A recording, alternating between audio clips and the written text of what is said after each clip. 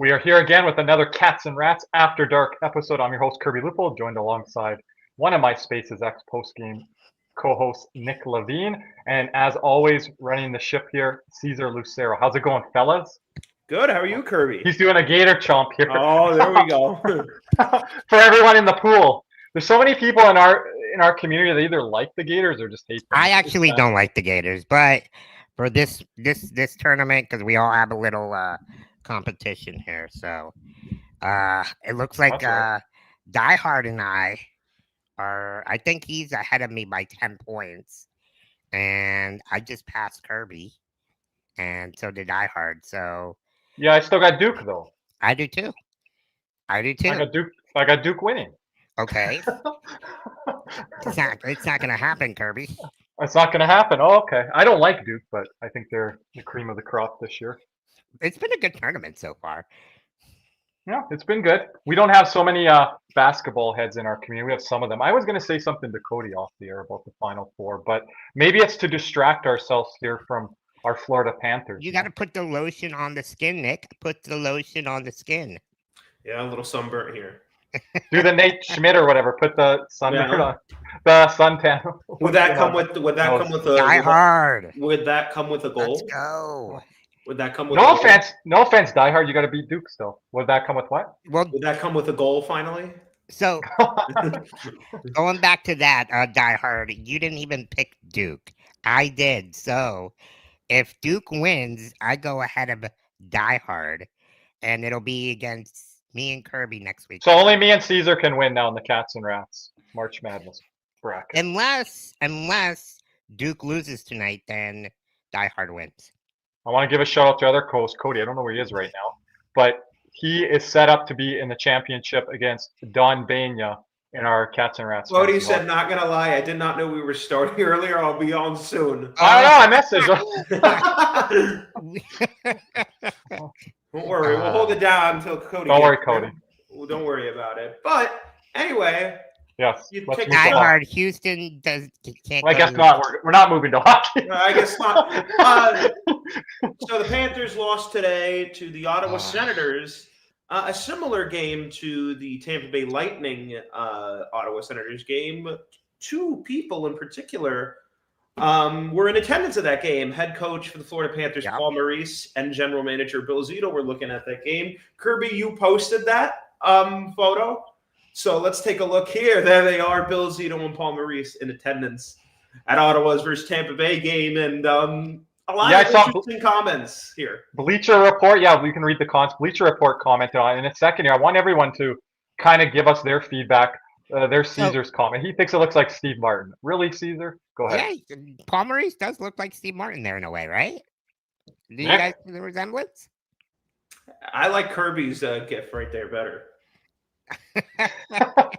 He might look more like Jeff Goldblum. I think he looks like Philip Seymour Hoffman about 40-50% in that picture, Paul Maurice. I mean, he doesn't have the glasses. If he had the glasses, maybe, yeah. But in that picture, Paul didn't have the glasses on. But so, Philip Seymour Hoffman didn't always have the glasses on. But I don't know. Is there someone else? So Caesar says Steve Martin. I say a little bit Philip Seymour Hoffman. Nick, what do you say? I can't really make a celebrity look-alike here because I'm not. Doesn't he look like someone though? In that picture, looks a lot like someone you know you can't put your finger on. Not in particular. He just looks a lot less stressed. I thought Bill Zito looked stressed. Some of the comments there, Caesar, looks uncomfortable. Bill Zito looks like he's about to throw that coffee across the room there. Yeah, someone said he's not throwing it. You know what it looks like? Looks like Paul Maurice sees that camera and he's like, "Ah, shit, they found us, Bill." So that's what it looks like right there. But he knows how to work the camera, right? Right? Yeah, there you go. I saw a shot of Bill Zito and our very own goaltending coach, Rob Tallis. Yes, I saw that video today. During the Ottawa game, yeah. And then Bill Zito was covering his mouth there with Tallis to try to – they might have know the cameras were on them. But, yeah, the TSN and Sportsnet cameras are always – these guys get a real taste of it, I think, Nick, when they come up to Eastern Canada. Yeah. Into these markets especially now. That first playoff run, you see Bill Zito celebrating in the GM suite. Right. Was that only captured by Sportsnet or did ESPN get it too?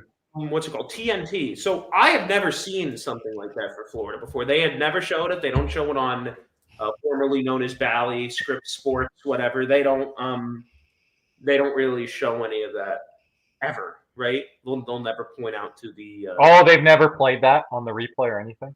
like even like I don't even remember seeing them last year, except when Bill Zito threw that water bottle. Ooh, that was a moment to remember. And what game was that? First again? time, Game 5 against Edmonton. Okay.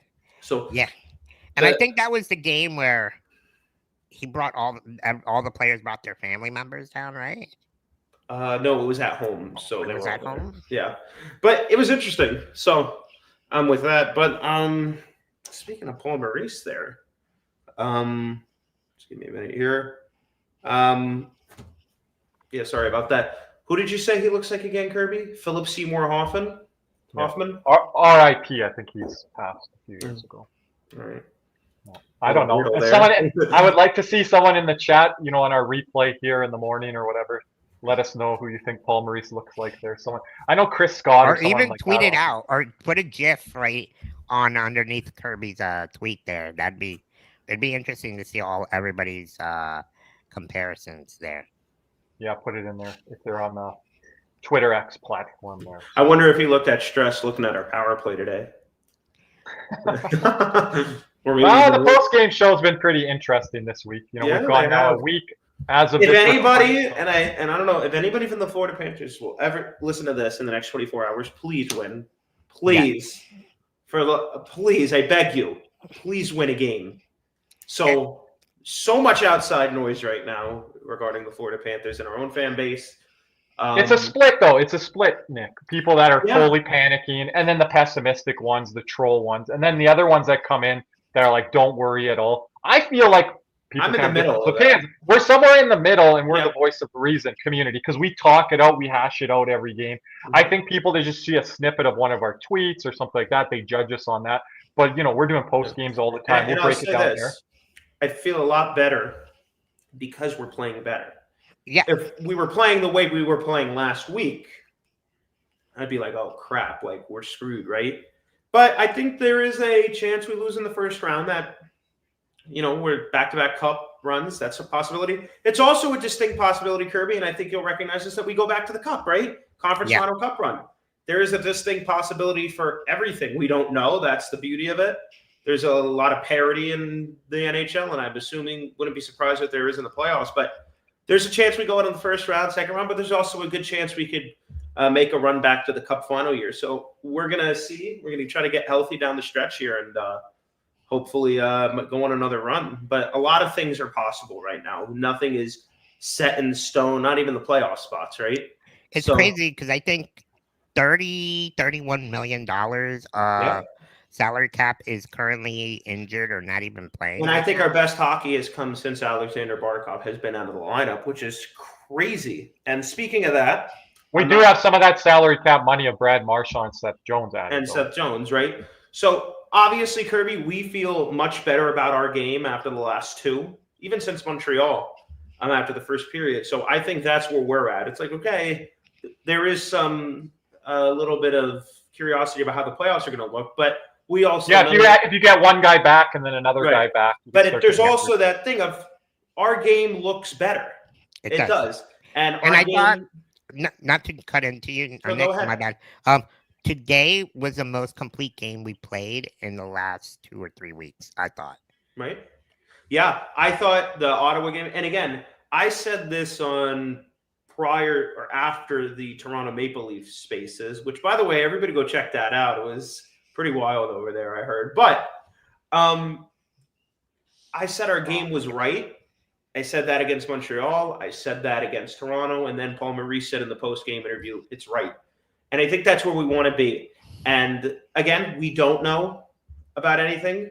And if we play Tampa, yes, it's going to be tough, but there's a chance we win too. So it's going to be interesting to see. And I think our game getting better only suits better for us. So I'm not too down on our team. I actually might be a little bit more optimistic. And at the end of the day, once game one starts, right? The energy is going to be there. So, and as I'm speaking about this, the Toronto Maple Leafs are currently beating the Columbus Blue Jackets 4-0. Both Robertson and Nylander with a pair of goals. So it looks like finally, after this being a possibility all week, that the Florida Panthers tonight are going to clinch their 6th consecutive playoff berth. Right. So they'll be clinching tonight if that score remains the Yeah, same so or Toronto wins. Yep. Mm-hmm.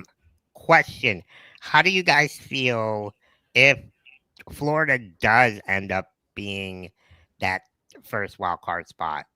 Do you guys are you guys worried in the playoffs? Again, I think our game matters, right? It's like we know we're a better team. Like we know we're a good enough team to win the division, but circumstances have happened that that's not going to be likely a possibility this year. That happens, right? So the other part of this is, okay, where is our game? How are we playing? Are we playing that playoff style? Kirby, you've said plenty of times today since that Ottawa loss, that's our game. That's playoff style hockey. Give credit to Ottawa. And we're missing guys. This is some adversity. The execution needs to be better. But even if we do end up as a wildcard team, will it be a little disappointing? Yes, but it's like if you're going to tell fans, do you want to go on the road versus Tampa versus on the road versus Toronto?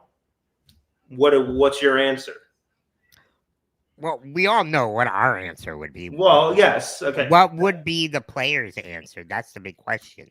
And do they care? Because I know when their game is right, when the Panthers' game is right as it is right now with a fully healthy roster going on all cylinders, we can beat anybody no matter where we are in the standings. Right. Yep. So that's why I'm not as worried. Are we going to see that Panther team that we saw for the brief stint until leading up to the Ekblad suspension? Or is it going to be a little bit more rusty? We're going to see. Only time will tell. But it's going to be exciting because we got a chance to go on another cup run here. I think there's a handful of teams as well. They're confident whether they start in home or road ice. Tampa, there's teams out in the West as well. So, yeah, I don't think Florida is just exclusive to that. We're going to get into some Eastern Conference teams here in a moment. One that's doing quite well and one that's kind of faltering. But yeah, I don't think that's just exclusive to the Panthers of, hey, if we could start on the home or road, we don't really matter. It doesn't matter to us. I think there's other teams that feel like that too. Right, exactly. And that only time was up. I felt like I had a better pulse of what was going on last year. I think we did too. This year, we don't really know. We're kind of prepared for anything in the playoffs. Right? Yeah, you can't compare injuries from last year to this year because Right. it's totally different and the situations are totally different. Everyone's trying to mirror them to be the same. And I but each think season is we could go different. from either an early exit because that's just what could happen, or versus a long playoff. Either one's a possibility. Yeah, I think it's going one extreme or the other at this point, that you find your complete groove and then you keep going along, or you stumble out of the gates and, it's going to be over in 10 days for a lot of good teams in the National Hockey League, be it in the Eastern Conference or the Western Conference. So we'll see. Only time will tell as we take a look at the standings here. Ottawa, 4 points behind the Florida Panthers for third. The Rangers continue to falter, Kirby. I don't know, man. I just they've been given an opportunity to literally run away with this. And teams are literally handing them that last spot. And Montreal is currently... Columbus has fallen off. Yeah. Montreal is the only team that's stepped up here over the last year. Montreal is beating Philadelphia 3-1 today. So now, if they win, they'll be what? 4 points up. 4 points up on New York and New York. One of the biggest leads we've seen in a while. So that's when you start really to see the separation, and I think that's probably it for New York, unless they have a last-second push here. But they have to play Tampa Bay on Monday, and that's going to be hard. And that so 4 of their they got 6 games left. 4 of them are against the Lightning, Hurricanes, and the Panthers. That's tough, right? So I don't think the Rangers. I'm gonna stay put, and I'm gonna tell you guys, and like I did a couple episodes ago, I don't think the Rangers make it. I said last week it'd be Ottawa and Montreal. I still stick by that. You've had Columbus in there. No, I did in the beginning, but I said last week. I did say last week though. Okay, clip it. Okay, yep. Okay, you guys can go back and watch the show. But you're allowed to change your mind, and we're not. Oh no, you guys can change your mind, but you're still on the Okay. Rangers. I'm cooled on the Rangers right now. Vince says the Rangers are cooked. I'm cooled on them after their road trip a bit here. Okay. No, that's fine. You I- guys can change your minds. But Okay, I will. Last week, you guys did say that the Rangers still have a chance. So Okay, but if we're allowed to change our minds, then I'll say, okay, I'm favoring Montreal at this point. We got to see them up close and personal, but I'm not just judging them how they played the Panthers. I'm judging them how they played their recent stretch here. They got the job done against Boston, which, it's not always to be able to do that, right, Nick? You've seen Buffalo go on a mini heater here. You see Pittsburgh beating some teams. Buffalo has won 7 of their last 10, and they're currently tied with Tampa. Yeah, so it doesn't matter who you play. We play it doesn't matter who you play. It doesn't really matter who you play at this point. Right. So, again, a lot of different things could happen. I'm not ruling out second. I'm kind of ruling out first, especially with the Toronto win today. They put them 6 points up with 6 games to go. If Tampa doesn't win today, that virtually would be end it for us. Just the thing with Montreal there, Tuna's going to like it here in the chat. You need your best players playing their best at the most important time of the year. And if you look at Nick Suzuki's stats, he's over a point per game right now in the last 10, 12 games. This dude's one of the hottest players in the NHL. So the Rangers aren't getting that. The Canadiens are. They're getting Caulfield still putting pucks in the net. Slafkovsky on their top line. Their top line is one of the best top lines in hockey right now. And defensively, they're playing better than the Rangers are. I mean, look at the last couple of games of Rangers, the goals allowed. It's mind-boggling just seeing the way the team has faltered here the last couple of weeks. They're not giving Igor any chances in net. So, I mean, a lot of turnovers in their own zone, different things like that. So it's hard to win hockey games when you turn the puck over on your end. Yeah. We've seen that firsthand with us, especially like through the neutral zone, and when your top guys. Great example today, the first goal. Seth Jones turned the puck over in front of the net. That's something you do not want to do. And what do? They capitalize on their chances and they score. So I do want to ask everybody on the Panthers before we move on here. Kirby, Caesar, chat, what is your level of confidence with the Florida Panthers going on a run headed in right now? It's kind on a scale of 1 to 10. Let's go that 1 being less. On a run, what are you talking a run? Eastern Conference Final Cup. Conference Final Cup. Conference Final. It depends on. Gosh, it's hard to say because we haven't seen our team play together in. That's the risk with the LTIR. That's the risk with the LTIR. That's why I put it at about a 6 right now because there's too many injuries right now, and I don't trust the Tkachuk thing like other people do that he's going to come back. The Ekblad one worries me the most. So when he comes back, I just don't feel he's. I'd go about a 7. I'm not too worried about Ekblad like Kirby is. I think I'm more worried about Tkachuk. Okay. Because Tkachuk just started skating, and is he skating at 100%? We don't know. Like, how is he going to come in after missing more than 6 weeks or 7, 8 weeks, right? And then you're going to come back to playoff form. Right. It's going to be hard to do. It's either going to be you worry about those setbacks. It's either going to be Nikita Kucherov, Mark Stone, or it's really going to suck. And if we can get Matthew Tkachuk, there's 2 sides to it. I don't want to throw bad juju here, but you remember Evander Kane last year. He had nothing left in the tank. No. Came on the bench and he couldn't play. That was a sports hernia, wasn't it? It was. Yeah, worse injury, you would say. But again, that didn't result in anything. They suited up. He suited up. They expected him to be able to kind of be, maybe 70, 80%. He wasn't even that. So you just don't know at playoff time. The guys are either going to grin and play through it or they're not going to be able to.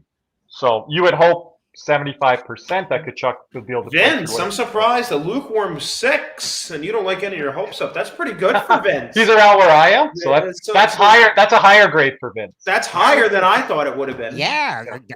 So maybe we should feel a little bit better, Caesar. Maybe we should go to an 8 or a 9. Now, mine would be more 7 to 8 if the top of the conference wasn't super strong. But I think it's getting stronger and stronger. You even have a team like Ottawa that I believe in that can. I really think as of today can force an upset here. Against Toronto. Especially if they play Toronto. Toronto, Tampa, not as much. Toronto or Washington type team. I think they could knock those. I don't know. You guys are still low on Washington. I don't know about that. What have they proven? But they haven't really played a.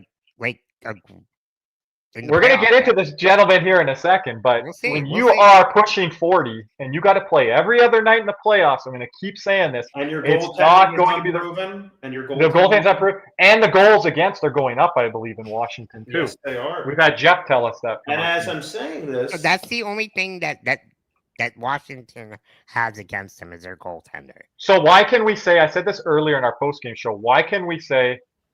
In the East, we don't see an upset or envision an upset, but in the West, we do because St. Louis is on a tear. So we're not going to give credit to Montreal and Ottawa?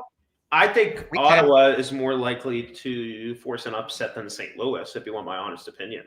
I think they have the more capabilities of it. Yes. What you have on paper and everything, the additions they made at the deadline. I just think right now St. Louis, it's a really good thing for their retool, right? Like it shows, okay, we're for real. Let's get these young guys up and let's get some money free here with the crew. How crazy is it that like they've gone on a run here, and good for Montgomery, like being fired over there in Boston. We all knew it wasn't him, and look at where Boston is now. They're cooked. And it kind of signals like St. Louis. Could they be like one of those teams that guys are going to want to go to, right? Very high possibility there. Lack of playoff experience for Ottawa and Montreal, I think, will ultimately be the downfall. I tend to agree with that. However, I think Ottawa could beat Toronto. Ottawa was supposed to be here a year or two ago. So let's just be honest. They didn't have goaltending. Right, and now they're getting the goaltending. Better coaching. The thing with Florida, and I just want to say, as we're talking about a couple different matchups here, and then we'll get to the aforementioned guy that Kirby was just talking about. Florida-Tampa series. If Tampa wins, it'll be Vasilevsky and the top guys doing their thing. If Florida wins, it's going to be Bobrovsky, and our depth outmatches Tampa's, where they're a little bit light there. But if it's the old Tampa Bay Lightning where they're snapping that puck around on the power play. I don't know. Our depth with Florida is questionable right now, so I'm not giving that even a huge edge. Are you guys like...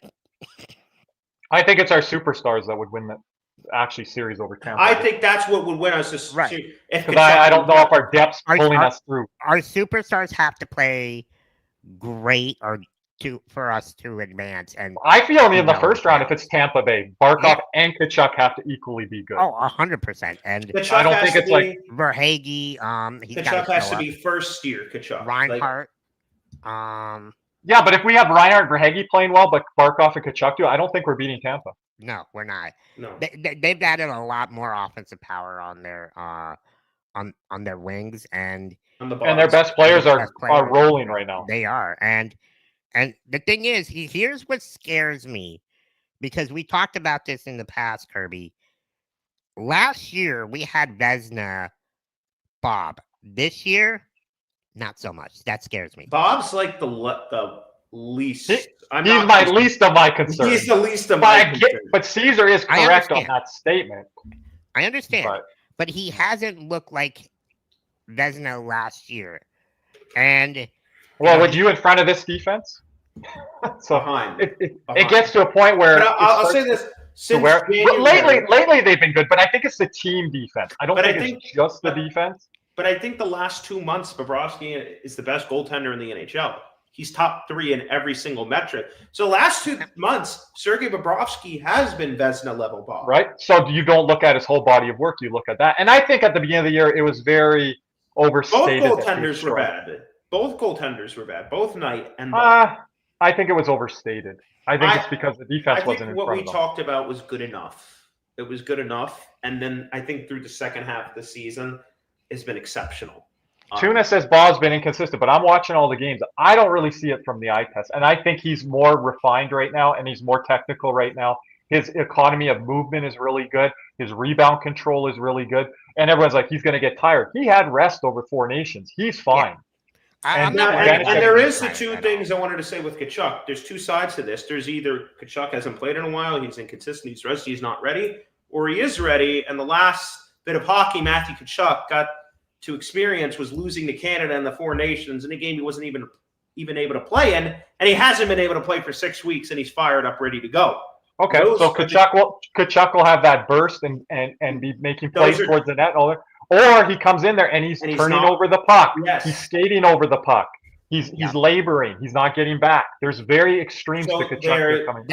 That's one those thing. are the two sides. Which one are we going to get? I hope it's the first one. And I think that's what scares me more. Is Kachuk going to be ready? And I don't think he's going to be as good in the first game. It's going to take him a game or two for him to get to game form, game shape. But we all know that they're professional athletes. So when it's playoff time, they do have the ability to get into that game. I'm going to be honest with you, Kirby. This is just a thought. If there was any way, let's say hypothetically shutting down Sturm for the season, like just till the playoffs, this is spitballing. Would you entertain shutting down one of those depth players and getting that cap and activating Matthew Tkachuk off LTIR if he's able to go for 2-3 games prior to the end of the regular season? Yeah, I don't need to see that. If it's not till the playoffs, I'm fine. Like, I agree with Kirby. Just because, let's say he comes in for 1 or 2 games and he's not because soft tissue injuries are very tricky. Yep. Tricky. So he comes out there, he tweaks it again. We're screwed. The fan base is just going to implode at that point before the playoffs. You're going to be like, what the hell are we doing? Why didn't? And it is official. The Florida Panthers, Kirby, Caesar, for the 6th straight season, are headed back to the Stanley Cup playoffs. Let's go. Let's fucking go. Hold on. Is that a record? So, only good thing today, Paris says. So, oh my gosh. So, the old cowbell. Congratulations to the Florida Panthers. Do we got any wows there, Nick? I don't know. We're going to see. Wow. There we go. Panthers clinched their playoff spot. And Kirby, before we move on, you've been a fan for all 30 seasons. What does this mean? 6 straight playoff appearance for the Florida Panthers now that it's official. Well, I don't think it was any surprise coming into this year, but it just continues to show being class of the league. And when fans come and attack us on post-game shows and try to tell us about their teams, I'm like, you're looking at kind of the class of the league here. And we're just not boastful and talking about winning the Stanley Cup last year, even though we're the reigning defending Stanley Cup champions. There's a lot of things that go into this. Divisional champions, President's Trophy champions, back-to-back long Stanley Cup final runs here. Again, there's the proof's in the pudding. This team is a regular season team and is a playoff machine. So again, it's a good testament to this club and what they had coming into the season. It doesn't surprise us at all, but it is nice and maybe to look at this and self-reflect on this when this weekend has been a little downtrodden here. And maybe it just gives a little bit of stress relief to the players. It's we can relax. We're in the show. That's all that matters. They can play relaxed now, we all knew that we're going to make it. It was just a matter of when. So congratulations to the Panthers. Good season. Not a great season yet. We could end it with the we can make it a great season though. Right? So but anyways, let's just quickly wrap it up. What do you guys think of, I guess, how many games do you think the Panthers will win the next couple with the remaining? I'm going to go out. Hold on. Someone in our community, Nick, said 6-1 or 7-1. I don't even want to make a prediction. Okay. I'm going to go out and say this. Call me Mark Messier, which, by the way, Cody's not too good at doing this. But I think I'm better. We are going to win tomorrow against Detroit. We're going to beat Toronto on Tuesday.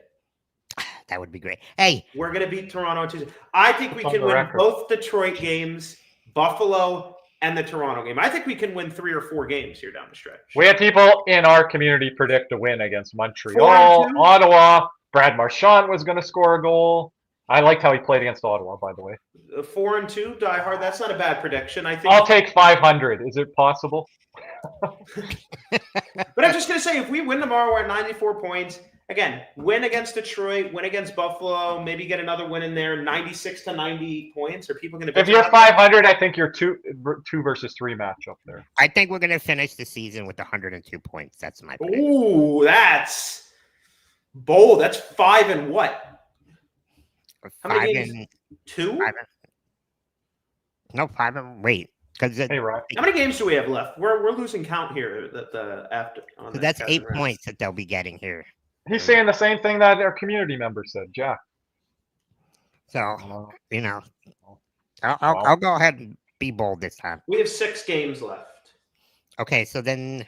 So we have a game against Detroit, Toronto, Detroit. He's at 102 points. Hey, Ryan. Yeah. So that's 5 and 1. And there's 106 points remaining, right? Just 5 and 1. We'd have to go 5 and 1. Wow. Well, it might happen. It might. So I think we can beat Detroit and Buffalo at the minimum. I think it's possible we can beat Toronto and then the other game against Detroit. I think you take 1 or 2 games at the end of the year against the Rangers and Tampa or whatever. Ryan, the beach is great, actually. It's wonderful here in South Florida. Kirby, I hear it's not the same up there in Calgary. It's nice. Oh, it's nice. It's nice. It's beautiful. I can open up the windows. I can open up the doors. You just can't go outside, Caesar. I can. I'm in my shorts here. You're like Frosty the Snowman. Anyways, are we going to get to our topics here? Yeah, there we go. We've been trying to delay for Cody. Cody, we love you, man, but we're going to have to move on. Is that what you guys are delaying for? We got to move on, guys. Wow. No, we're good. We're good. So, big week this week for Alexander Ovechkin here. I was watching the game yesterday. He almost scored I guess for the most. That's what you're saying after the goalie came back into the net. I was working. I'm like, you know what? I'm gonna tell work. I'm a little bit busy right now. I'm gonna go live on X. He almost scored in that last minute once Knight came back in the net. It was just amazing. It was a great overall last minute and a half. So good for him not wanting to beat the record on an empty netter. I think that's pretty cool. I thought that. I have a question. How nervous do you think Spencer Knight was after giving up that second goal? He's like, you know, he's like, you could have like seeing him. He's still in the history books for the tying goal, but it's not as bad as. No, it's not going to be whoever is. He had 4 shot attempts in the last 80 seconds. It was insane. It was insane. He had a breakaway, but he ran out of real estate. 4 shot attempts. Wow. As Ryan says there. Some people might not like to hear this, but if Knight let in that goal to make it a hat trick for Ovechkin and break the record, that might be what Spencer Knight goes down in history for. Wow. He's got a long ways to break that type of thing. He'll have to win Stanley Cup or something like that. I don't think Ryan would have liked that. Yeah, I don't know. And Ryan might disagree with it, but that's my Ryan was probably more nervous for that than he was for Game 7 last night. So wow, what a special moment that was. You know, one of my favorite things from that night was Wayne Gretzky talking about a story with, I think, his father when he broke Gordie Howe's record. And now Gordie Howe was there. And it took him a while to get the goal to break Gordie Howe's record. I think it took him about a week and a half. And Gordie Howe's going from city to city to city. And I think at one point, Gordie's like, will you just break the damn record already? I was thinking that with Gretzky, and I think with Ovechkin, Gretzky had mentioned that as well. Right. I just thought, you know, growing up watching the game my whole life, seeing mainly Gretzky with the Kings and then with the Rangers, I just thought this was a record that was never going to be broken, really. I would have put it at like 95%.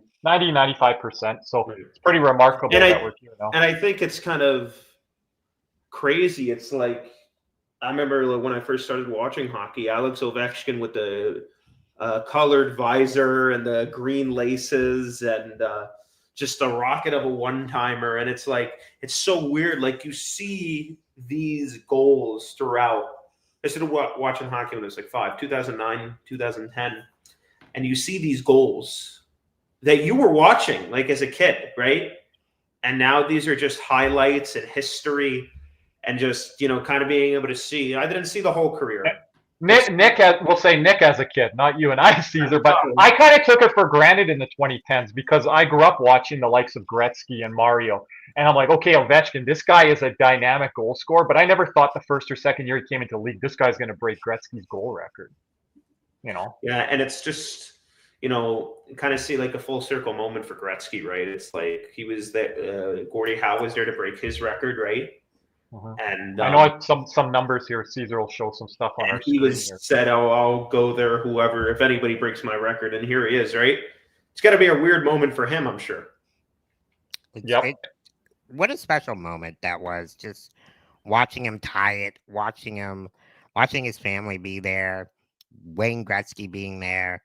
I wasn't watching when Wayne Gretzky broke Gordie Howe's record, so I don't remember those moments because I wasn't really watching the game until 95, 96.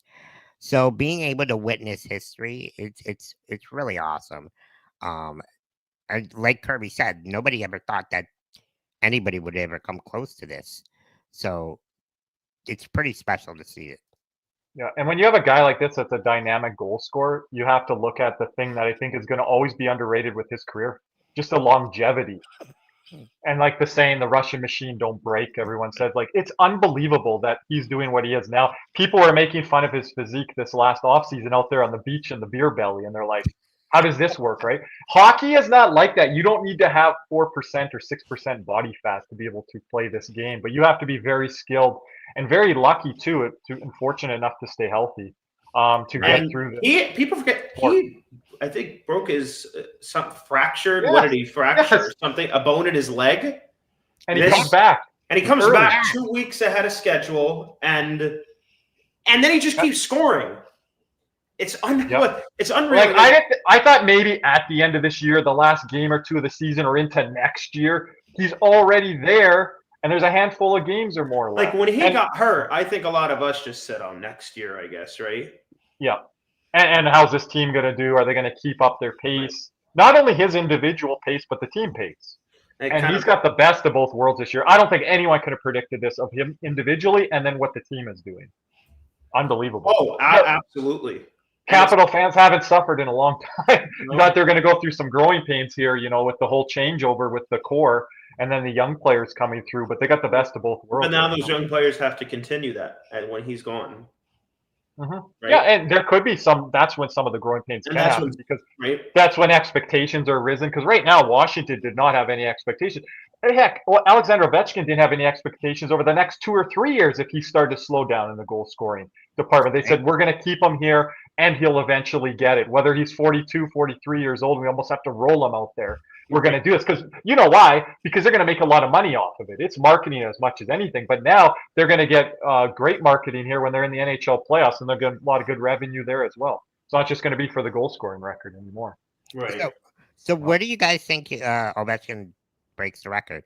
Does he break it tomorrow, or does he? Well, because they're selling. I saw a thing on Twitter.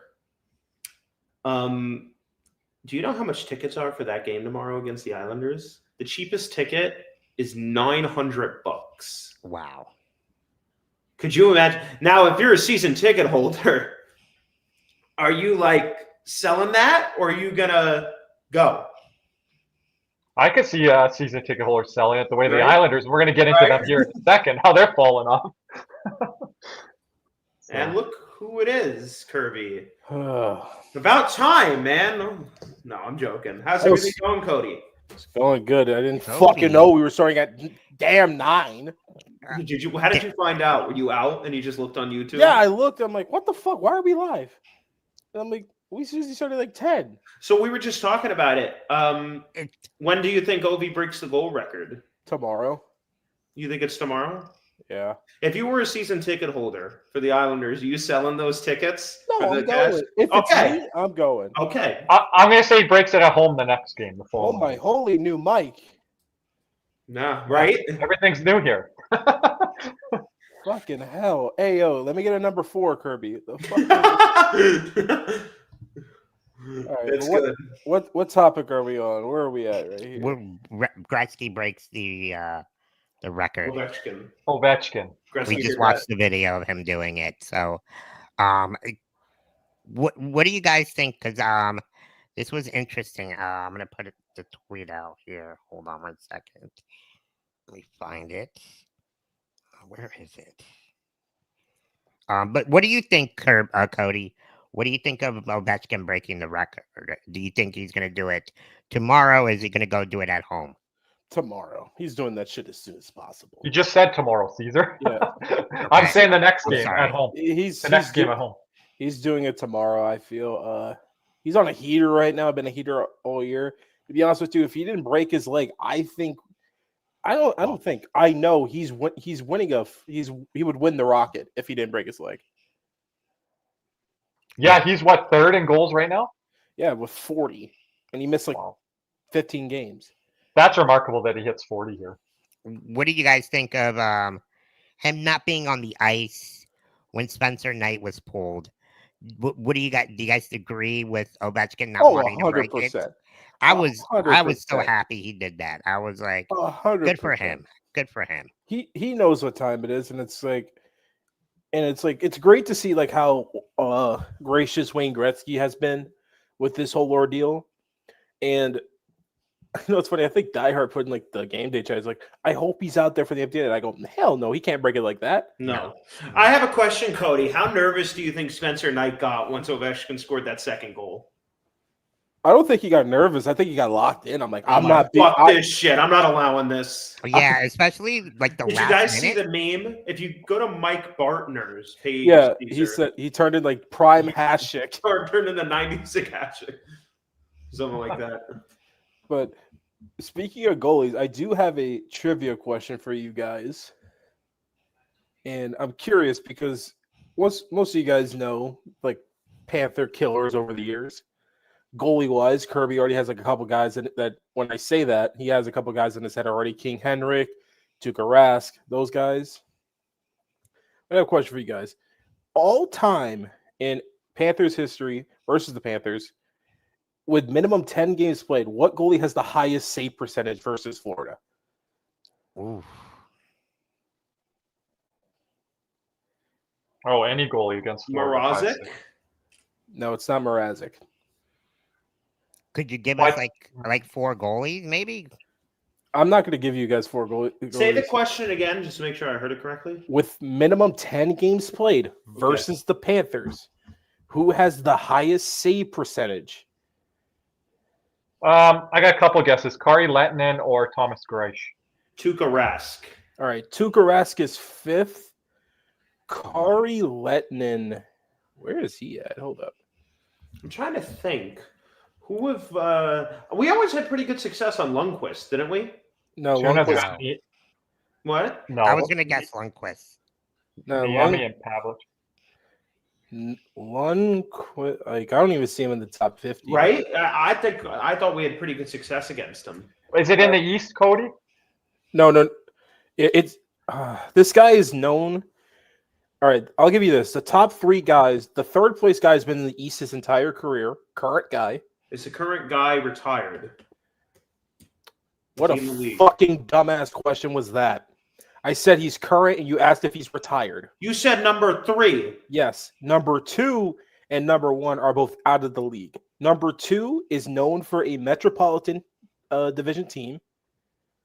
Number 1 is known for he's between 2 teams, an Atlantic Division team and a Central Division team. Well, I'll go Martin Brodeur. Brodeur is not even in the top 10. So not the Metro guy. What, Cam Ward? No, former Rookie of the Year is the number 2 guy. I thought Cam Ward did get. Antti Niemi, no.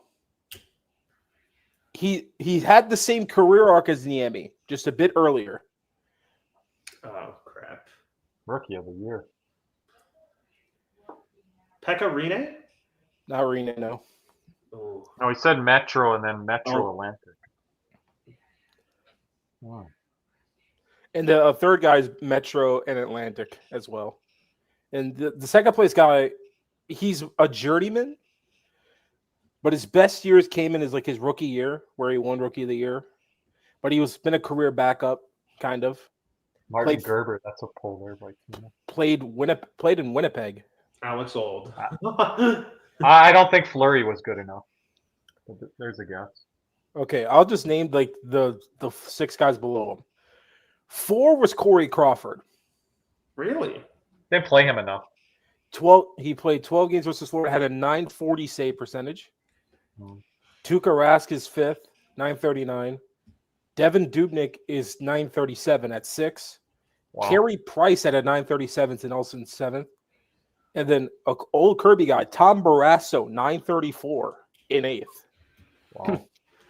The Dominator, Dominic Hasek, 932 at 9th.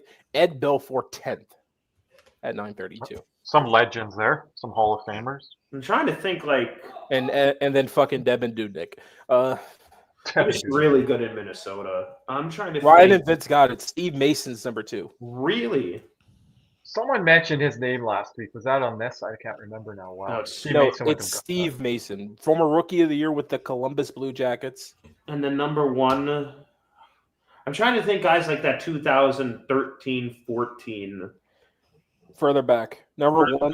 Number Are we thinking 1. Washington here or Carolina, Nick? Yaroslav Halak. Incorrect. Oh, Hmm. Number 3, Kirby's a big proponent of this guy. Big proponent of this guy. And he's retired? Thomas No, number Greiss. 3. Number 3 still active. Wow. Kirby defends this guy like no other. He had a bad year last year? No, he did not have a bad year. Oh, I was going to say Corpusalo. He- Kind of no, jumped off of that. no, I he kinda did not jumped have a off. bad year last year. Oh, a guy that we saw today, Anton Forsberg? Nope. Oh, okay. I think the other guys Think that a little bit too hard. I defend all the time. And he's in the East. Yep. Why can't the chat help me out here? And the Atlantic. In the Atlantic. You guys are gonna laugh once I say it. I don't think he's played enough games. Craig Anderson. Joseph- Sergei Bobrovsky, Oh my God! Bro, Are you Trick serious? question. 940. Really? We played a lot of low-scoring games against Yeah, I Columbus. guess. Yeah. It wasn't like he stonewalled us. It's just they played very Remember good that defense. 53 game shutout, a shootout win that he had, Well, I guess there's one there. Yeah. and then I think he had like a 40. But I don't remember like peppering them and stuff like that. I felt like every game we played against Columbus. Let's take a look at all the Already answers scoring. here. Chris Mason, scoring up. Steve Mason. No one's gotten the number 1 guy. All Mark Bennington. Bennington's out west. That's not Ryan. No. And we never play Bennington. Like we never do. We always get Hofer when we play St. Louis. So one more guy that's retired. What, Archie Urbe? Nope. This guy is French, by the way. French. French. And in the Metro? He played in the Atlantic. He The did. Atlantic more He so. played in the Metro, but he's not known for this team. The 2 teams he's known for are the Atlantic. Vince got it. Cristobal Huet, number 1. Oh, that would have been here a while. Yeah, we would have been here a long time. Wow. Cristobal Huet. He went to Washington, and then he was in Montreal, right? Yeah, I try to get you guys to remember Chicago, Montreal. Those were his 2 Oh, most Chicago known- I would have got. Okay. Chicago was his most known stop. Lost in the Western Conference Finals. Washington, I think Bruce Boudreau was his coach there at the time. Yeah, and he had a 964 versus Florida. How many games did he play? 11 games. He started 10 of them. No, Ryan, not Alex Auld. And his goals against was 1.04. Now if I went wins, then you guys would have been a lot easier. You know, Brodeur Tuukka won. Rask. Rask is Derek. actually 4. Really? I remember Tuukka Rask owning us for a while. We got something else for the chat there. Speaking of interaction with the chat, I think Caesar has it there. Yep. We are covered here on Panthers. We were talking a lot of Panthers before we came in here. Speaking of that, Cody, while you were gone, the Florida Panthers have officially clinched. And let's just put it up on the screen here for Cody. Florida Panthers have clinched the playoff spot for the 6th straight yippee. season. Oh Let's my- go. Let's go. Cody's not so enthused when he's been positive about the Panthers stretch here. I know, but like, if you could change one thing about hockey or the NHL, what would it be? Yeah, you guys were going to talk about this a couple weeks ago. So I agree with the top comment. The blackout. When I'm in Tampa, it is such a pain in the ass to get these Panther games on. It is ridiculous. Any sport, any sport, but I don't really watch any other have any other issues. But it's ridiculous. Here's one: bring drip back into the NHL. Was that in the comments? Bring fucking back the tinted visors. Bring back like I'm gonna say the white Nike skates. Yeah, I like those. Yep. Sergei Fedorov. Look it up. Look it up. Look it up. I don't know about all that. But one thing I would change about hockey. Does that get into rules a little bit, or people put some rules down there? I was going to say, I know you guys are talking about that. Let's see. Oh, Ryan's going real fashion here with the laces, the visors. A lot of people are saying the 1-8 format. I agree. But it's not that big of a deal for me. Not for the East. For the West, it would make a huge difference. I would like it. I would too. That would be one of the things. I've talked about this before, the offside rule, the plays in the zone for. What about the 2-line pass? No, you keep that. No, because fans wanted that gone forever, Caesar. Like, you were watching the game, man. Yeah. They wanted it gone, like, so bad. And then now people are, if they're talking about bringing it back, I'm like, no, not listening to it. Because people were trying to get rid of that for, like, I would say, Cody, like 3-4 years consecutively. And then finally, the NHL made the change. Shit. What about adding more time to the 3-on-3? No, I think you should just add periods to it. I think you just get rid of the shootout, but you just play. Actually, no. This is a rule change with 3-on-3. You can only skate back with the puck once. Yes, one of our co-hosts, Lexus, said that or whatever. But I don't think you can extend any time. Fan experience, they want that. But players do not. I think if you just go first overtime, second overtime, I don't know if enough players. I don't know if they'll vote that in, Cody. Especially because if it's 3-on-3 or just overtime in general. Vince says, do not bring back the 2-line pass. You'll make every game like the 2024-2025 New York Islanders. Caesar, were you reading this somewhere about the 2-line pass? No, I was just throwing it out. Some fans, I thought you might have saw this online, because some fans are ridiculous. I'll pick one that even tops that. Some fans are talking about bringing ties back. I'm like, are you delusional? What? Did you watch the game when there was ties? No, it was. I saw that online this week. I hate ties in football. Like, someone said that and they got roasted, I think. But again, I don't know. Who knows if it's a farm or different things. Do you think that was well deserved, Kirby? What? The roast? Was that well deserved? Yes, it was delusional take. I remember being at tie hockey. Die Hard says bring back the tie format. No, Die Hard. Go ahead, Kirby. Now Die Hard's trolling for the first time ever here.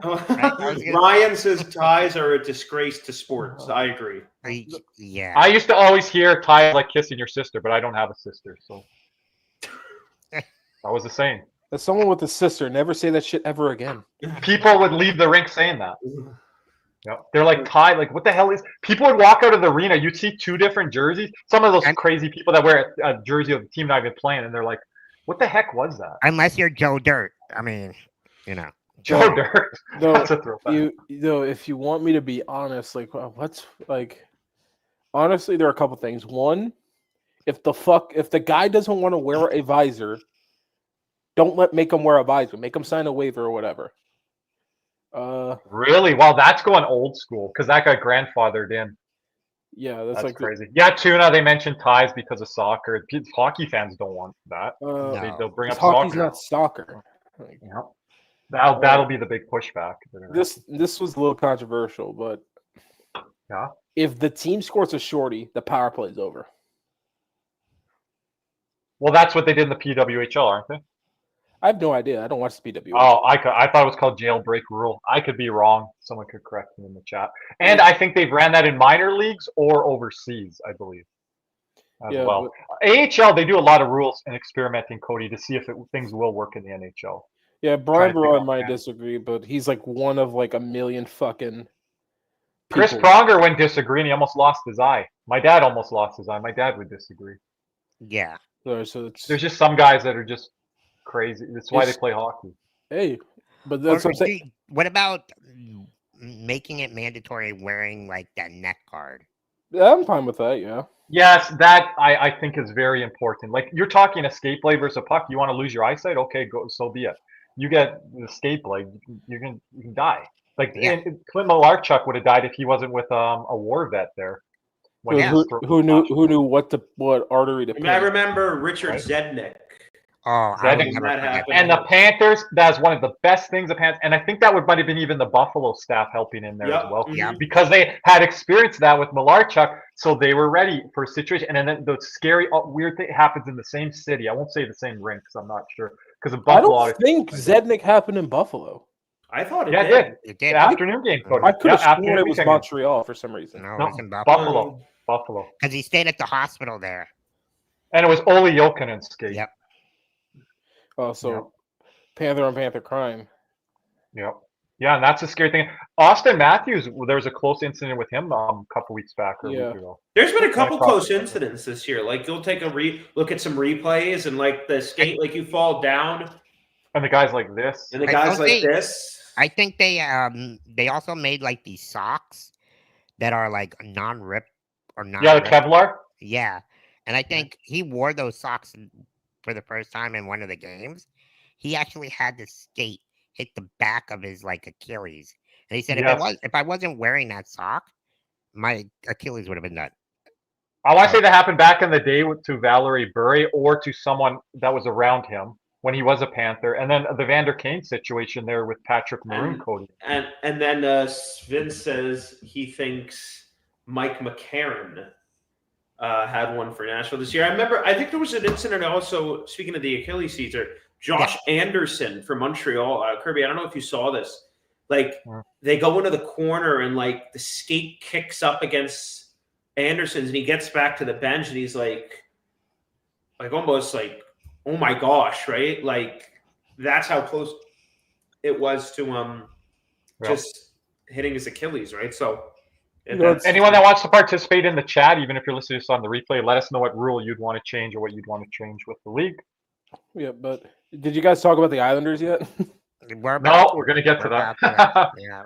I got a lot to say on that. oh, I gave you even some backstory as well, Caesar, on there with another New York Islander player I put in our chat. So, I'm not gonna. yeah, lie. this whole Patrick Waugh, Anthony Duclair thing is pretty wild. So do we want to get into that then, or Yeah, do we well, want to yeah. wait to see it? Yeah, because I don't feel like talking about the Panthers because I feel like whatever I'm gonna say is just No. No, we got into them earlier.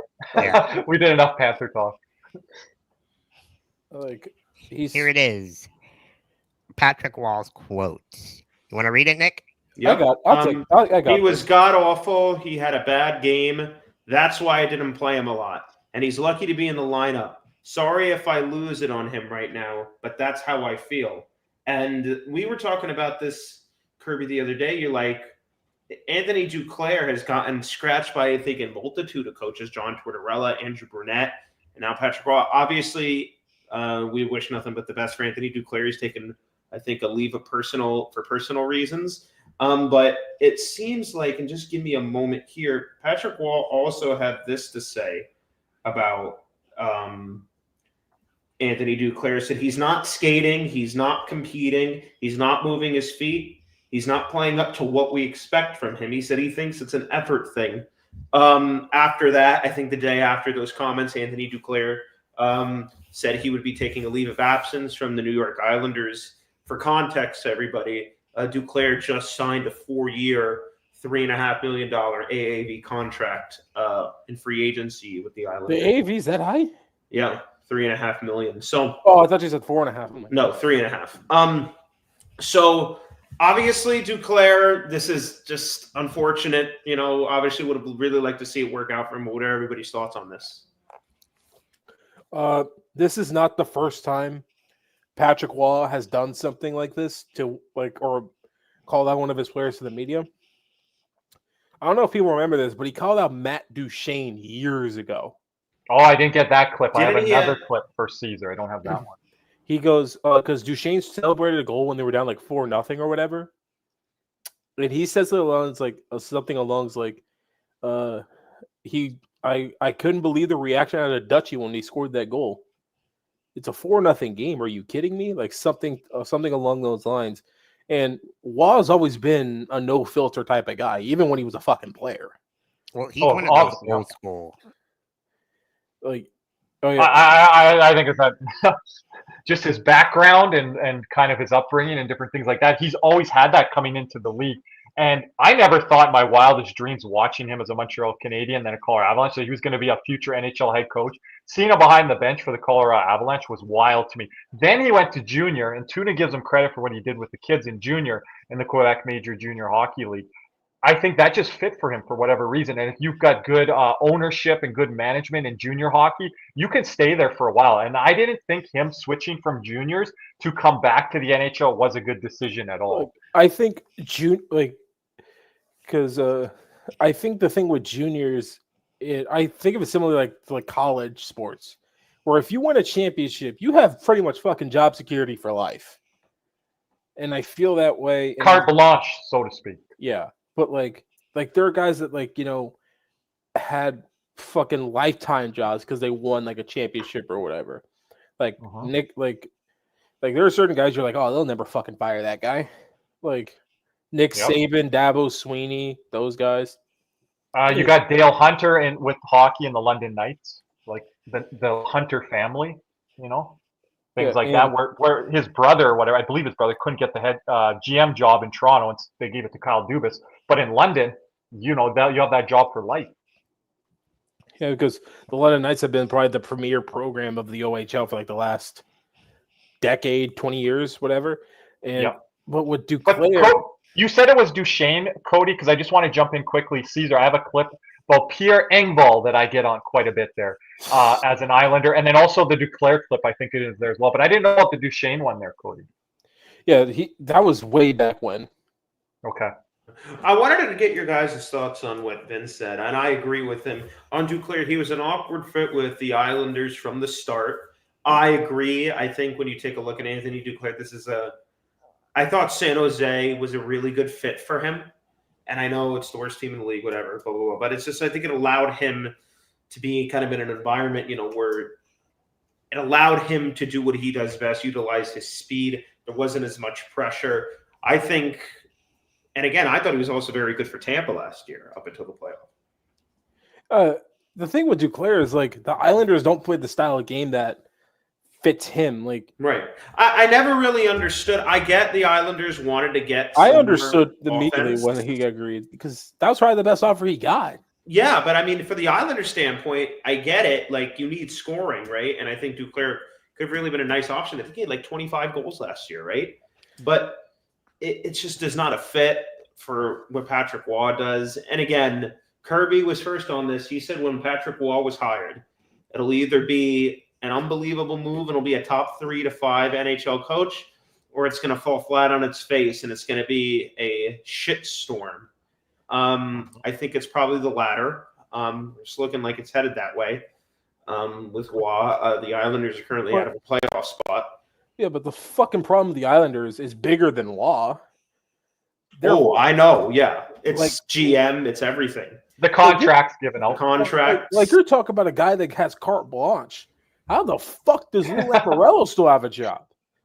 I don't know. He's retiring soon. I thought he's retiring. He better like that. Like, because here's the thing: you're talking about. I've never seen a GM get carte blanche from taking a team making back-to-back Eastern Conference Finals. And that's pretty impressive. Because the Islanders, but here's the thing: the Islanders went, like, I think 2-3 years without signing a free agent, and it was like fuck, like because all they would do was re-sign their guys to ridiculous rates. Like they should have let Varlamov go, and then they would overpay for guys like Horvat and Paul Mary. They would just give up these random first-round picks for those types of guys, and then re-sign them. Yeah, but also Lou got screwed out in the job in Toronto in a way, so maybe now he's getting some extra life here on the island. This is the Pierre Engvall clip here. The Go ahead. Islanders have had more success than the Leafs have since Lou left. So, right? Yeah, playoffs. True. So here's the clip that Kirby was talking about. You've seen from Pierre Engvall recently. I just hope that that's going to bring the spark he needs. I just hope that Pierre's going to drive the net more, bring pucks to the net more, be more involved physically. So hopefully that's giving him the chance to play with Casey. He doesn't have it. And I said that from day one. He doesn't do those things. The fact Engvall is not even a $3 million player breaks my heart. He has it all. This is the final boss of Busy Nothing. He's below 50th in skating distance, meaning he's one of the least going anywhere on the ice guys, but he's going fast. He's going nowhere. He's below 50th in shots on goal, below 50th in shooting percentage, below 50th in goals, below 50th in offensive zone time. He is out there skating fast, going nowhere. Do you think he's confused when there isn't music on during his shifts because he thinks he's at a public skate? You've seen from Pierre. I was going to say that the public skate with the music. That's how Toronto Maple Leafs practice. Kirby's always been a big fan of Pierre Engvall for everybody else. Right? He's used to the music playing when Kyle Dubas was there and Sheldon Mitchie Marner, right? But then Craig Berube said, no more of that music. Let's cut that crap out. But I guess it's still playing in Engvall's head. But for me, it's like because I know Steve Dangle gets a lot of shit or whatever. But when he's talking about the Leafs, he knows what he's talking about. Oh, with the Leafs. Yes. Yeah, Leafs former players. Yeah. Yeah, and Engvall, I always thought he had a really good shot in Toronto, if I remember correctly. I thought he shot the puck pretty well. But that was some games you'd be like, who is this guy? And then for the next 6, 8, 10 games, he just disappears. Captain Light Switch, apparently, eh? Right, yeah. And something like his hands and just his body and different things like that. Tall guy, like lean frame, like can move around different guys. Like in this day and age, NHL, you would like to build yourself like in the Pierre Engvall kind of mold, right? As a hockey player, a lot of people said I would be gifted. Love to have that, body range, reach, things like that. But he just doesn't put it together. And I could tell you one thing that I think any coach of any sport hates more than anything is wasted size, especially in football, hockey, basketball. Yeah, like a wide receiver. Yep. Like a wide receiver that's 6'5", but doesn't want to go up for a jump ball. Caesar will know this name, like Martellus Bennett in the NFL. Gifted body as all but eventually he was one of the best players. Right, drove me nuts. Yeah, but he wasted so much time. Oh yeah, that guy could have been so much better. Drove me nuts on my fantasy team with Chicago. Yeah. Drove me absolutely insane. And then Then he went to New England and figured it out. So I'll give you a guy for the Panthers, Nathan Horton, then goes to Boston and gets a cup there. Just guys that let's make an NBA comparison. Whiteside when the Heat. Oh, Hassan Whiteside. That's fair. I mean, he's had some seasons where he's put it together, Cody. But yeah, I remember watching his NBA debut. I'll go way back with the name Kwame Brown, Cody. Yeah, it happens a lot more in the NBA, but yes, there's a lot. There's a first overall bust in the NBA. The other guy from Canada there, Anthony Bennett. Anthony Bennett? Yeah, Anthony Bennett. Yeah. Canada guy, yep. There's another guy. From UNLV.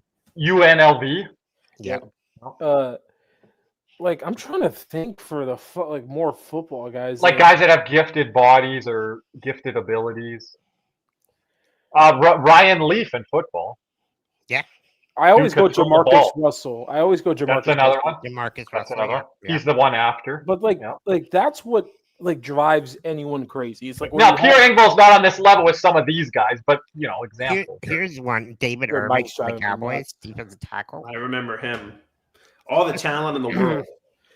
I'll give you a Cowboys name. I'll give you a Dolphins, and he played for the Dolphins too. Taco Charlton. Yes. Same. Oh, don't remind me of that. Don't say that name. Because do not say that name. Him over TJ Watt? Are you fucking kidding me, Jerry Jones? The next fucking pick was TJ Watt. TJ Watt. I was so pissed. If he makes you, how do you pick Taco Charlton? Give me a fucking break, Jerry. What the fuck? If it makes you feel any better, the Dolphins picked Charles Harris. Oh, I remember him. 4 picks earlier. And another one for the Dolphins, he actually did an interview and like explain how he wasted his talent. Dion Jordan, 3rd overall pick out of That's the Oregon. guy. Is that the guy? Didn't they both end up in Seattle at one point? Yes. Yeah. Okay. One for our baseball audience, current guy, Alex Manoah right now. Can't even pitch in the Florida Compound League, Oh, whatever there's a lot that of is. baseball. And we Single know A what? or We draft those guys. Speaking of the Cowboys, we draft one of those guys in the first round that just completely suck. Mozzie Smith is the most recent one. So we're coming up He here. didn't suck last year. He was better last year. Give me a Yeah, break. shout- Focus. He was Give me a better break. last We're year. talking about hockey. This is NHL. Shout out Chop Robinson.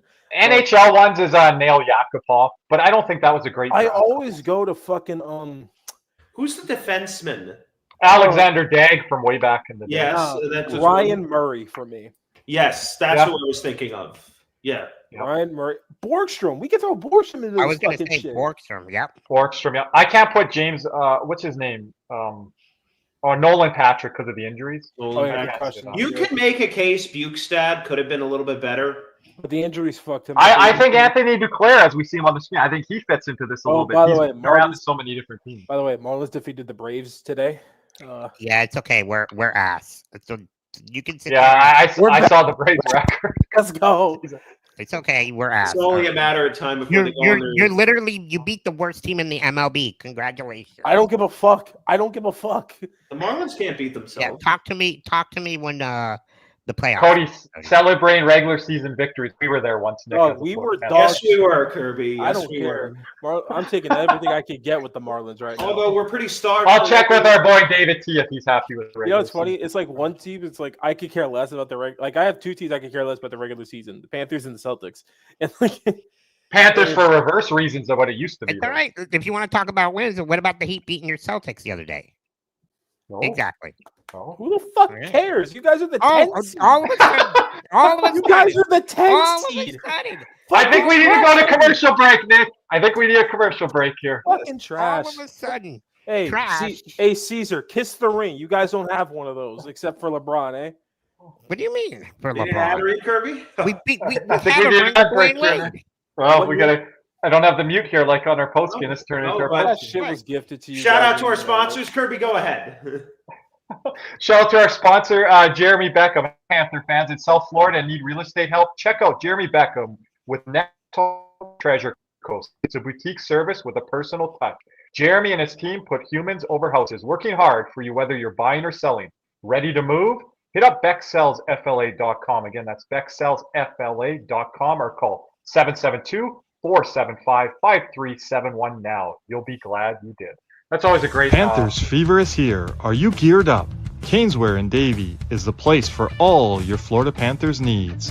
They have the latest gear for our favorite NHL team. Jerseys, polos, t-shirts, hoodies, hats, and more. Caneswear has you covered. Stop by their store in Davie or at PanthersWear.com.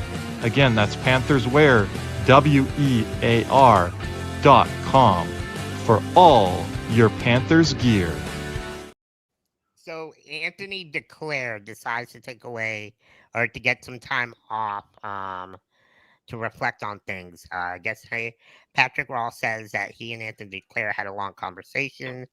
It was a positive one, so Duclair is taking some time away from the ice.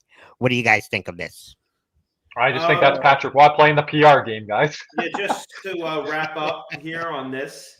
Yeah. I wish the best for Anthony Duclair. Obviously, did had a lot of success here in South Florida. I think he has the outdoor rinks going a lot here too, right? He always comes back down. His foundation is his foundation does a lot of really good work. I always have had a feeling he would always end up back in Florida for some So reason. I mean, potentially, I don't know if a buyout is a legitimate option here, although it may be. It might just be better for both parties. But I'm Luke. If you're saying Florida, I'm lukewarm on that. But again, I think that's a not enough. We don't need forwards anymore, really. And that's another winger. So, in the future.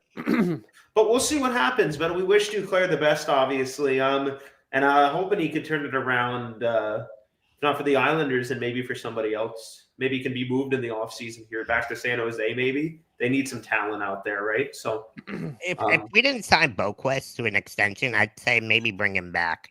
But I think he does the same thing, Boquist. I think Boquist is I a don't know. little bit of a different fit. Those are You guys are losing your minds with Verhaeghe, and then if Duclair's doing the same thing, oh my goodness. Those are two different guys. But Yeah. people would be like, "Oh, Duclair's making half of what Verhaeghe makes." Oh, it could turn into that, Cody. Yeah, it would. Yeah. But then if he's not scoring, Verhaeghe's not scoring. We've been there before. Guess what? It was a President's Trophy year. Bruno benched him, of all people. And Bruno's going through some stuff right now. Like, I don't know. When Kirby said, "I don't know about Paul," like he played well under Paul Maurice. He played well. Yeah, but that's very temporary. It's temporary in a playoff situation where you can motivate an athlete to do that. An 82-game grind of a season, totally different. I don't think he'd be John Tortorella or Patrick Waugh to him, but I think he would fall out of favor a little bit here, and especially getting to the twilight of his career as well. I think it would be hard for him to kind of stick in this very ultra-competitive, top-heavy forward lineup. Yeah. It'd be great right now when we have guys out of the lineup, but I'm saying when we have full roster. It's funny. You mentioned yes for Boquist. I saw some guy earlier was like, "Oh, bad extension." I'm like, no. Oh, that's starting. No, he did. I agree with you guys. He did earn his extension, but when you're 25 games going without a goal, that's it's not like you're it's not like you're a $7 million player set next year. That's not $7 million guy next year. We have Bennett that everyone wants to sign now. He went 20 games. You're arguing with somebody that's not here. You got man. Erod. You got Lusto. You're arguing with all the way down. No, but it's always Alexander Barkov's fault, right? Yeah. It is. And if it's not his Sam fault, Reinhart, the Mr. 58 goal guy, can't get a goal for a few games. If it's not his fault, then it's Seth Jones' fault somehow, I guess. Right? That's right. Has a heck of a game after making a critical error, but makes one turnover and everybody loses their shit on him. I don't get it. I don't get it. Beliscus this is that clip Caesar has here. I'm not sure. Beliscus makes one turnover, no one bats an eye. But when Joe's does it, everyone loses their shit. Right. So, all right. So now that the playoffs are getting closer and then Boston's basically eliminated, not yet, but basically. Goes in front. Cannon Dooley was there, and Swayman had to stop. Dooley took a chunk in the puck, and then Swayman, Seguli, and everyone will pile in here. Osterhoff trying to get in the crease after Slavkovsky as well. Got a couple of dance partners paired off. A little bit of a scuffle there. What do you guys think of Montreal? I know we kind of talked about it earlier, but how do you guys think Montreal is going to fare down the stretch here? I have no idea. Well, I think they won tonight against the Flyers. The New York Rangers and Columbus Blue Jackets seem to be falling out of that race for the playoff spot, so they're going to be a playoff team. And then who knows what the hell can happen there? I mean, right? Like, you get in, who knows? I don't know how long that playoff run will be. But it should be interesting. I foresee a playoff first round exit for them, but who knows, right? It's like Washington. Can they beat Washington? I think if Washington more trips over themselves. I think that would be it. I think Ottawa can go out there and take it from Washington. Right. So I think it'd be Washington making errors and mistakes. Losing the goaltending battle, a lot of bad goals. Mm-hmm. But here's the thing. I don't want to give credit to Montreal, but the one thing I've learned from this wild card race, I'm not counting any fucking team out apparently, because every time I count one out, they're right back fucking in it. So I mean, you can count. The only team that's getting, you guys know, the only team that's getting picked on right now that's in the playoff spot, but they are going to get healthy here soon. Well, okay, maybe that's 1B. Minnesota Wild. People are saying. Yeah. I don't think Kaprizov's going to be back. Kaprizov and Eriksson. I don't think he's gonna be back for the. Oh, I heard Jamie McClellan on TSN saying both of those guys would be back, or if they're not, is Ek back yet? Eriksson Ek back yet or no? I don't know. If Eriksson Ek and Kaprizov come back, that could be a tough thing for Winnipeg. Kaprizov just been cleared for contact, so he's going to be coming back pretty soon. So that could be an interesting matchup for Winnipeg. Ryan, who's dead? Look, because I'm not putting anything past Minnesota, because that's a team that I feel like has been handcuffed the last couple of years, and they've done an amazing job. I think that's been a rough season for them. That's true, but you know where their hurdle always is: the first round of the NHL playoffs. Yeah, but it's all their hurt. But that's been like in the past. But I feel like their hurdle's been the Parise Suter buyouts the last couple of years because they haven't. Yeah, go ahead. Because they haven't been able to get better. Because with Washington, it was same players, different coaches, but same result all the time. They had like 3 different coaches that lose in the first round, or whatever, and they were the higher seed than even Minnesota was. And that was like that was Washington's last chance, really. People thought, wasn't it? Well, they did with Dale Hunter, they did with Bruce Boudreau, and then there was another coach in there. I think Adam Oates. Yeah, maybe he might have been there. Because after Boudreau, I'm pretty sure it was Trotz. I thought Adam Oates had a stint there. Yeah, I think he had a first round exit. But anyway, let's go to Kirby's guy on the screen. No, this is Nick shared this. This is MacKenzie Weegar responded to this tweet. Nick, you might have to send it to Caesar there in the chat. But this is a video from FlamesNation. And this boomer guy that you see on the screen right now, I've had it out with him in the past when Jay Bomeister left Florida for Calgary. So I'm never going to defend him. But it was interesting that MacKenzie Weegar responded to this video here, Caesar. So we'll kind of show the tweet after if Nick shares it here with me. But here's what MacKenzie Weegar had to say. MacKenzie Weegar's 31. That's exactly why not trade him. I think he's slowing down. His foot speed's not. He's never been a smooth skater. He's a grinder, and you appreciate what he does. But is he Gio? Where you're going to have 8 more years of production? No, he's never played more than this. No, he's averaging 24 a night. He's not the problem, but if you wanted to bottom out, that's the guy you. Bonton meets 28 Crowfoot Circle. Proud to be Calgary in Southern Alberta. Good there, Caesar. Yep. Again, those guys are fucking morons. This is a guy in MacKenzie Weegar that's played very well for the Calgary Flames, and I'm surprised to see this clip now, Nick. I wouldn't be surprised next year later, but the season that the Flames have had, that's kind of surprising to see that clip now. If things are going bad in my city in Calgary, then I could see that clip. But MacKenzie Weegar responded to that video. And it reminded me, you sent it to Caesar there. It reminded me of the Keith Yandel clip from Spitting Chicklets as well, where he's like, a lot of guys are looking at their phones and looking at what's on social media. So there it is there. Sometimes I run out of stuff to say. And the thing, here's the thing. I remember the last time a right shot defenseman was active on Twitter. Kirby, can you? Oh, I don't know. Former partner of MacKenzie Weegar there, maybe? Maybe. I don't know. I didn't know all these players are still checking out their Twitter page, right? And again, it'll be interesting with their responses. Apparently, it'll be interesting with their responses. Again, that's former Panther Rhett Warner there that was speaking to Boomer there in the hat, played with Florida and Calgary. So he's a former NHL player, Cody. Yeah, but if you want to say, okay, it's going down the shitter, move the guy. Say that. Don't say, oh, his foot speed's going down. He's not as much of a smooth. Now you're just talking shit out your ass here. Yeah. And he's actually playing one of his best seasons of his career. Yeah, I mean he's not top last year. Last year was ridiculous. Yeah. That was last year. But I mean, I didn't think he was playing that bad to get that response, Nick. I don't know if he's playing. I don't watch Calgary. I mean, but he still gives up the Weegar boneheaded plays, but I saw him doing that last year on his career year. Right. And again, I think he's a really solid player. One of the better contracts in the NHL, right shot guy. You'd think teams would be all over that.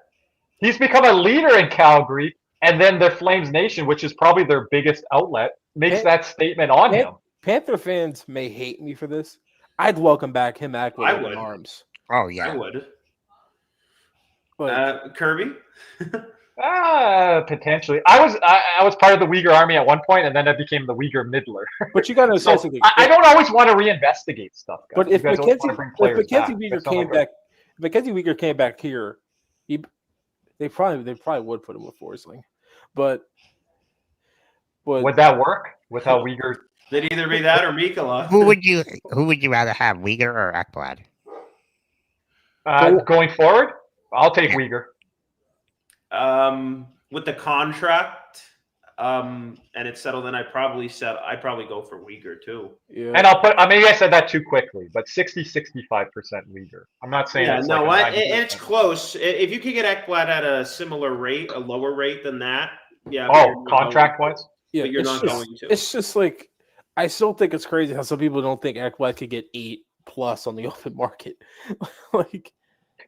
Ryan says, why are they acting like he's Kulikov? No For Kulikov 7 years. slandering. For 7 years, That's true. by the way, Cody. He can't get along. He won't get a 7x7, according to some people. Yeah, No, Ryan, I think they're acting like he's Darnell Nurse or like Chicago Blackhawks fans feel Seth Jones. Because here's the thing, because I think there's some I think the worst thing you could try and do is project somebody's decline, or at least like project Which it. they're doing there. But again, Yeah. Cody, that's a former NHL player. Rhett Warner went to the Stanley Cup Finals with Buffalo, with Florida. I'm not sure with Calgary. So this guy is established NHL defense. Okay, but you can still be a NHL player and still have fucking horrible takes. Okay, that's fine. Yeah, but some people will be more allow it than That doesn't content creators abstain you on from podcasts. it. Like That's fair. like fucking. But again, they're watching him more than we are. like I'm fucking- watching the Flames 20 times. Like a year. everybody brought up those MacKenzie Weegar charts, the analytic charts. And I always thought, listen, that might be true, but I watched the guy. He was getting walked. He was turning the puck over at boneheaded mistakes. The Mitch Marner shorthanded goal I had still sticks in my mind, going behind the net. The trying to dangle Alexander Ovechkin that led to Evgeny Kuznetsov.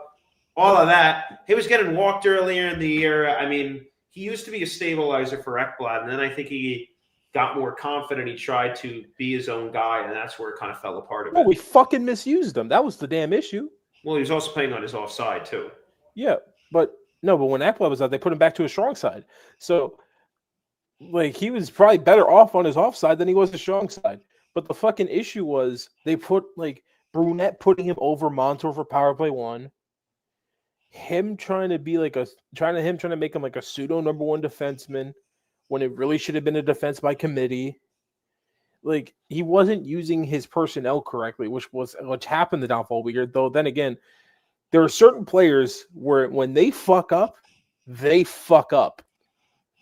Like for one, like I'll use this guy for instance, Brett Favre. When he fucked up, he fucked up major league. Like same thing. Kirby's gonna hate this, but Tony Romo, when he fucked up, oh boy, he fucked up at the worst time.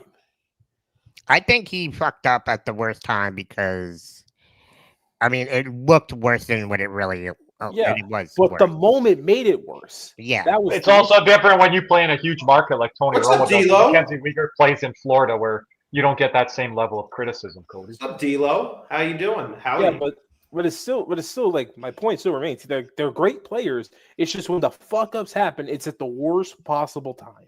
Yeah, but my point's still right too. When you get national level criticism, and in NFL you can't really hide in any market, but in the NHL you can hide in markets for sure. I think we were more critical of MacKenzie Weegar than anyone was around the league. Like no one Calgary? talks about his fuck ups with Florida other than Panther fans. Like you could hide in Calgary. Yeah, it's to a degree, yes, Right. but not as much. Not as much as Florida. No, Florida, it doesn't really matter. You'll maybe get like your mistakes aren't going to be on the highlights weekly on ESPN or on Florida News. You get some people bitching at you on Twitter. That's about Yeah, it. Twitter. Again, are you on your phone and are you checking Twitter as an athlete? That's If you're not, you're going to love it down in Florida because you ain't going to hear it anywhere else. Yeah, because like there are. You're not going to hear it in public. You're not going to hear it in public, Cody.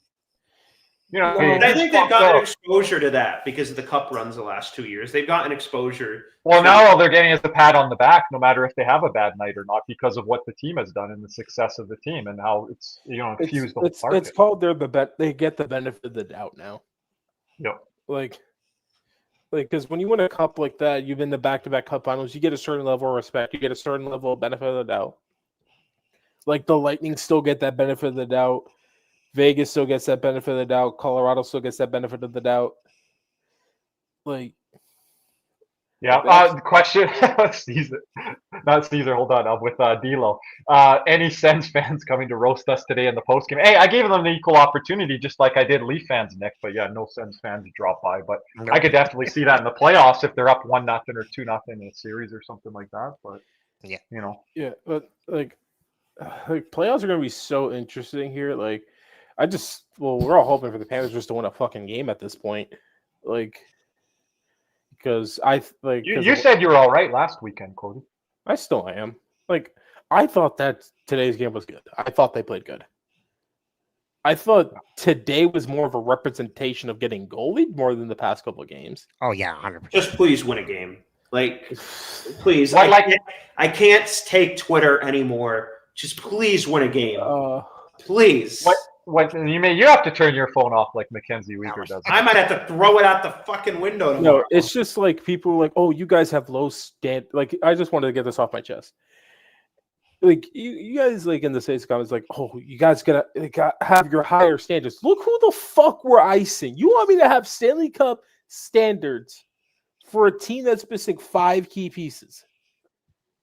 Make that make fucking sense. Apparently that doesn't matter. I mean, that's kind of why we pay those players, is because they make us a better hockey team. Yeah, right? It's like going to a fucking restaurant, knowing the chef left, and thinking you're still going to get an A1 meal. And being upset. That's a good point. And especially for those of you who see the Restaurant Restore or, Hell's Kitchen with I'm not getting bodied, D'Lo. Twitter. Give me a fucking break. I've been told I'm coping, though. I've been told I'm coping, right? Yeah, that was one deal that Nick was coping. Like, God fucking forbid we have faith in the team. I don't know. I don't know. Yeah, God forbid that Nick is being positive about the Panthers through losing. You want to see me negative? You want to see me negative? Because it can turn that way. And people they like to be entertaining, but I can't deal with it. And then people will be like, oh my goodness, he's too negative. Like, what the fuck you want him to do? Oh, Cody and I get that all the time. Cody and I get that all the time when we're winning. You guys are so particular. Shouldn't we have Stanley Cup standards, Cody, when we're healthy? Yeah. I think remember when we beat Montreal and Ottawa in overtime, and I was pissed at how we played, and I was told I need to smoke a joint. Yeah, that's what I was told. Like, here's the thing. And then I'm unrealistic. You might find one behind the palm trees there in the sand somewhere. People forget this. When we won Game 6 versus Boston, everyone was fucking happy. We were pissed. Kirby hated that game. We played like such shit. It wasn't a good game at all. Are we wrapping here, gentlemen? We've got a couple clips on the way out. D'Lo, you're right. I can't afford the new iPhones. You make a great point. So yeah, I got to get going in a few guys. So you do. Caesar's wrapping it up on us. So this is a Seth Jarvis clip, and then we're gonna go off the air with the top 5 list. Thought it was pretty funny. Appreciate everyone giving us thumbs up, likes, and shares. Make sure to have your notifications turned on. Appreciate all the comments as well. So everyone on the replay, make sure to comment, as we were asking a lot of audience questions during this one. I think we've had a little bit of a lower turnout. Everyone, come on, turn that frown upside down. Panthers will be back. Yeah, because no one knew what fucking time we started, huh? Right? No, we were starting earlier tonight. We had it scheduled, Caesar, right? Yeah, told everyone. But hold my hope. You didn't tweet it out this time. So, no, I didn't. I got very busy tonight. My apologies there. But I messaged you guys. There was where in the production chat did we say, oh yeah, we're starting at 9 tonight? When the fuck did that happen? It's on YouTube, scheduled for 36 hours. Why the fuck would I look there? Gentlemen, production chat. Gentlemen. Let's hash this out off air. Yeah, this is an off-air thing. I'm slacking like the Braves. It's okay. D'Lo says, I don't know. I messaged each one of you individually, but it's still Kirby's fault. It's still Kirby's fault, D'Lo. Message everyone individually, but it's still my fault. Ooh. No, he's breaking up. That might be better for the We have a fucking group chat, and you're like, "Oh, wait, Kirby." Oh, like, bro, we have the group. Now chat. this is after dark, ladies and gentlemen. Like, you send one fucking message. Like, anyways, you know what? Next loss, if we lose to Detroit tomorrow, hashtag blame Kirby. Put in the fucking spaces chat. I'm gonna open with it tomorrow if we lose. Hashtag blame Kirby. Wow. I barely get 2 words from Cody when I message him, but okay. Wow. Anyways, let's go. Great job, gentlemen. Fun like always. Yes. We'll get back on the winning track here. Yeah, and of course we will. No. Well, Money Maurice is here. You don't think we will? Come on. All right.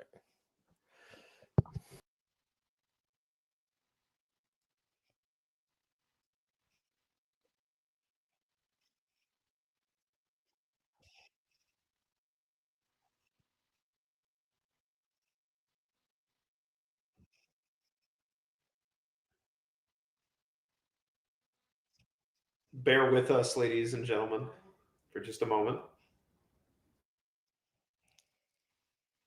Technical issues on Caesar there. Bear with me. I forgot that I had it on mute. I am an idiot. and you guys could have like at least advised me. My bad. Anyways, we'll end it on that note. And the Bodog one, Caesar. Yes. There's 2 clips that we'll be watching, guys. It was a pleasure as always. Talk to you guys soon.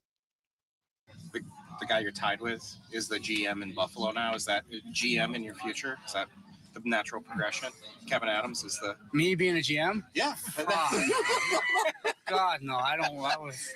No. I'm not going to be a GM ever.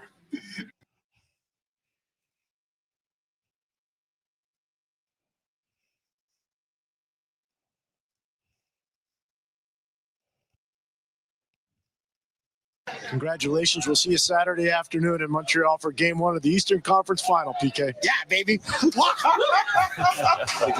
How's your breath? It's not good, eh? No, I meant in terms of conditioning. Oh. Tell me about Elk Island Park and that buffalo.